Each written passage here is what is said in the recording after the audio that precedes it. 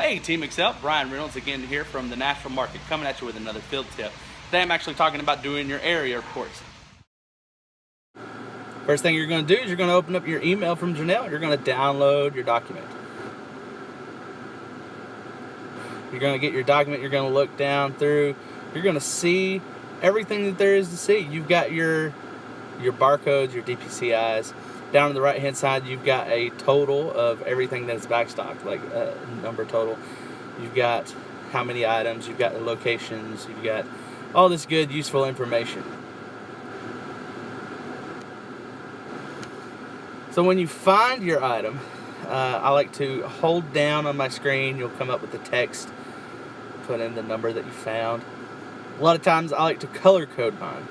I like to, if it's the exact amount, if it's the right amount, I like to do it blue.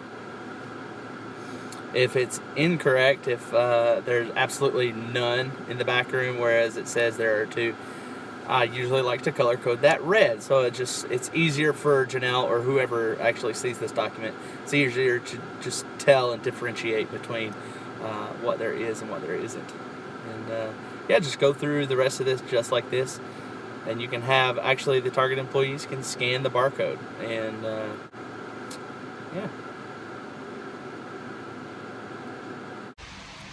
So what we're going to do is, as I mentioned earlier, you have your barcodes listed here.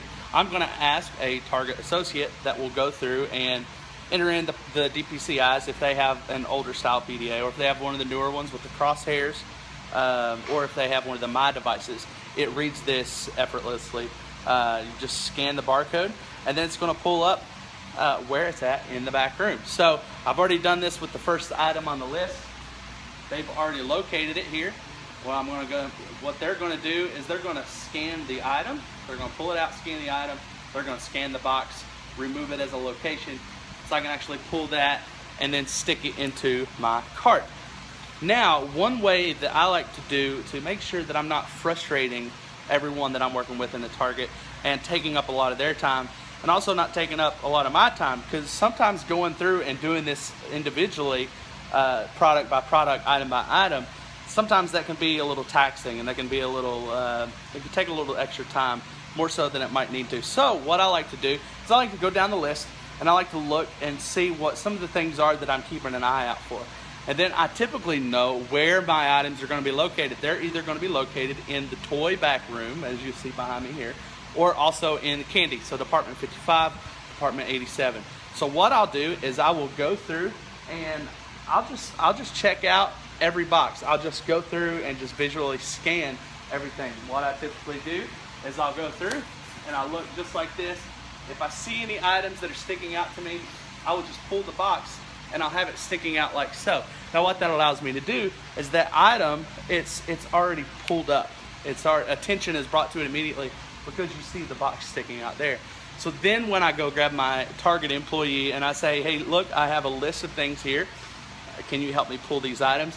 I've already found most of them, so it shouldn't take much time at all, which is a plus for them. It's not going to take much time if you already have them located. So what they do is visually, you can see there's an item right here in this box. So they're going to go right to it. They're going to pull that item and put that in your cart, and there you go. You're ready to ship it out. So another helpful tip about doing this, one thing that I was having problems with when I first started doing area reports, when I first started with Excell marketing, an issue that I had was nobody would really give me the time of day. It just didn't seem like an urgent thing.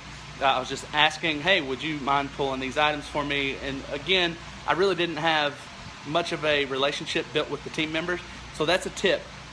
Build your relationship with the backroom team members. I mean, you're in that store every week or every other week.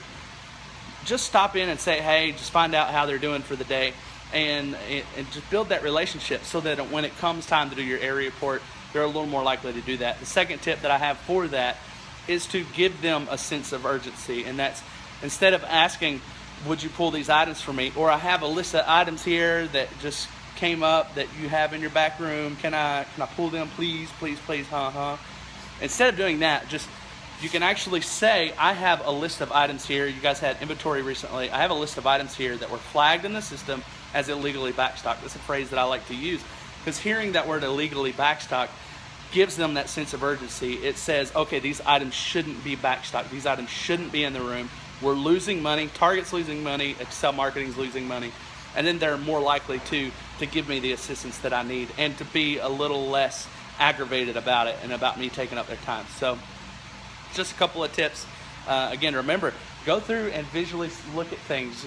Check out things before you even talk to a Target employee and find what might need to be pulled, because that's going to save you and save them some time. And then another thing, one last big tip. When I first started, again, I used to get these lists that were pages long. I used to get 3, 4, maybe even 5 pages of an area report. This year, I mean, I'm only 2 years in, not even 2 years into the Excell Marketing. I'm a year and a half in, and I'm getting lists that are not even a page long. The way I'm doing that is the exact same technique that I'm using to cut out the time of the area report, of going through and visually finding things. I'm walking through the back rooms on a regular basis. If I've got to a store, they've pushed all their product, I really don't have a whole lot to ship out, so it looks like I've been in there 45 minutes and my job seems to be done for the day. Take an extra 15, 20, 30 minutes and walk through slowly and carefully through the back rooms, because inevitably this stuff does get backstocked. So come through on a regular day, on a regular visit, and just scan through and pull out some certain items, and then do exactly as I've done here. Just slide the box out. Say, hey, look, I've found some items that are, again, illegally backstocked. Would you mind pulling those for me? I really need to get those back out to the floor, or I really need to get those shipped out before Target loses any more money.